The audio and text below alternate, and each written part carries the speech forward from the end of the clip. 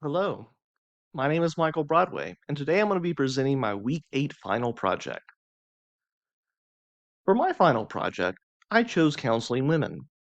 The importance of multicultural counseling starts first with societal health. My first point is probably overly simplistic, but it still needs to be stated. The success of society must include everybody within that society. The success of women is our shared success as people. Counselors who seek to bring healing to their communities must be equipped to deal with all portions of that community. Women specific issues are ultimately human issues, and it impacts all of us. As a society, we should all collectively support and advocate for women's mental health, and it should be addressed to the highest possible standards. To bolster this point, we see an article by Wu et al. Women often have different cultural expectations placed upon them, shaping their experiences of life and their experiences of life stresses. Women often go to work but come home to an additional set of expectations as it relates to raising children and maintaining family stability. The authors continue that a mother's parenting stress acts as a significant partial mediator between family support systems. Mothers are often the conduit by which extended family support structures function. As mothers prosper, support structures also prosper and become more available to family members. The authors also point that reducing maternal stress is not only related to family health, but it's actually additive in its effect in overall family strength, and it increases family dynamics such as cohesion and household stress coping. Wu et al. Then connect this mediation of support systems and overall improved family strength to its impact on young children. The authors go on to point out that lowering or managing a mother's stress is positively associated with child emotional resiliency and overall well being.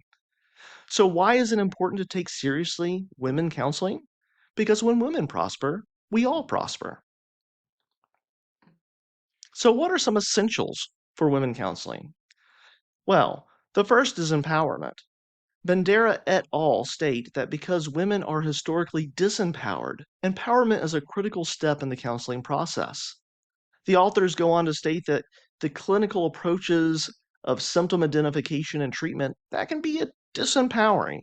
Rather than a top-down approach, it's critical that women are involved in the co-creation of intervention strategies.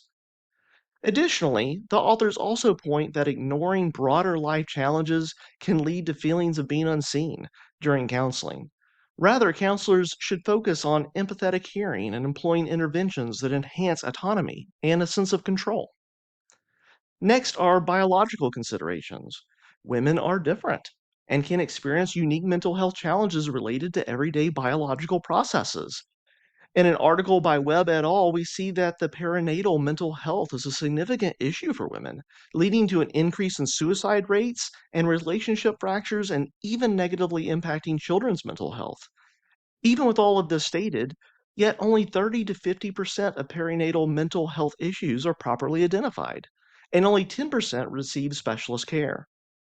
The authors point out that many barriers, but one in particular recurring theme is the dismissal of symptoms as normal hormonal fluctuations, sleep deprivation, or trouble adjusting to the new baby and new family dynamics.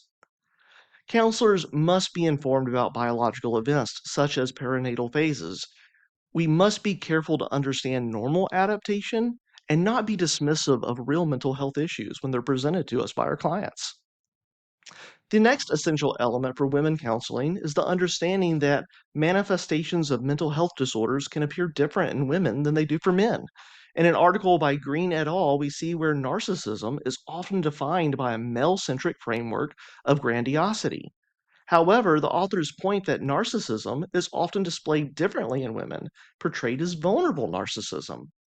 The authors continue that although differing forms of grandiose and vulnerable narcissism, they share the same roots of childhood maltreatment and are often expressed as intimate partner violence later in adulthood. So both are very detrimental. The authors assert that this largely has gone undiagnosed because gender expression is varied. Counselors should be aware of gender pathways within the field of counseling and understand that female expressions may differ from male centric studies of the past. We need to adapt to women with counseling. In readings by Sue et al., the authors point out many things about counseling for women. The first consideration with counseling for women is that they should be aware of our own counselor biases and microaggressions. The authors point that women are more frequently interrupted during counseling and that this is a form of frequently expressed sexism.